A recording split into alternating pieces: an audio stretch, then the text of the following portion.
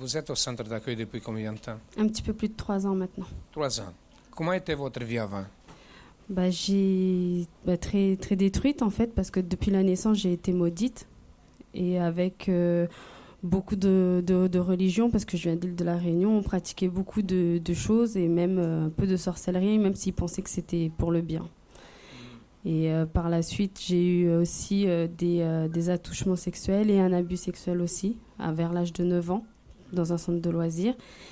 Et je me suis réfugiée dans la drogue, enfin tout ce qui était cannabis et alcool fort. Et surtout dans la danse, parce que la danse, ça me permettait d'exprimer toute ma colère, ma haine. Et ensuite, j'ai commencé à m'intéresser aux choses occultes, comme appeler les esprits. Et là, j'ai commencé à être attirée par le diable. Quand vous dites que vous avez commencé à entrer dans les sciences occultes, ça veut dire quoi? En fait, nous, on commençait à appeler les esprits, en fait, pour avoir des gens qui étaient morts. Vous avez fait des pactes? J'ai fait des pactes, non, mais c'était mon désir en fait. Je voulais vraiment faire un pacte avec le diable parce que je commençais vraiment à me nourrir de ça. En fait, à force d'appeler les esprits pour avoir leur force, pour avoir les dons qu'ils avaient, j'ai commencé vraiment à avoir des regards un peu sombres. Quand je regardais une personne, je pouvais lui faire, entre guillemets, comme du mal, rien qu'en la regardant en fait. Et ça, cette relation avec les esprits, comment était votre vie quand vous êtes entré au centre d'accueil? J'étais très haineuse, très colérique. Et j'étais tout le temps agressive, en fait. Tout le temps. Je voulais, autant le mal que je me faisais, je le faisais aussi aux autres. Okay.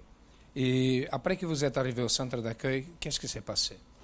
C'était une transformation. En fait, la première fois où j'ai mis les pieds dans l'église, quand je suis ressortie de là 1 heure après, c'était comme un autre monde pour moi. Parce que là, toutes les questions que j'ai pu me poser, toute la souffrance que j'ai eue en fait la réponse. La drogue, tout ce que vous aviez avant, comment êtes-vous maintenant?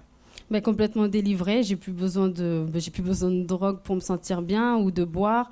Je suis plus, je tape plus les gens. Je cherche pas non plus à appeler les esprits, mais plutôt à les combattre maintenant. Qu'est-ce que représente pour vous le centre d'accueil? Alors pour moi, le centre d'accueil, je l'appelle mon QG, c'est-à-dire mon quartier général. Parce que comme dans l'armée, en fait, on a un quartier où on s'entraîne, on apprend à manier les armes, mais c'est dehors qu'on combat, en fait. Et pour moi, le centre d'accueil, c'est exactement ça. C'est ici que je m'entraîne, c'est ici que je manie les armes, que j'apprends, et c'est dehors que je bats.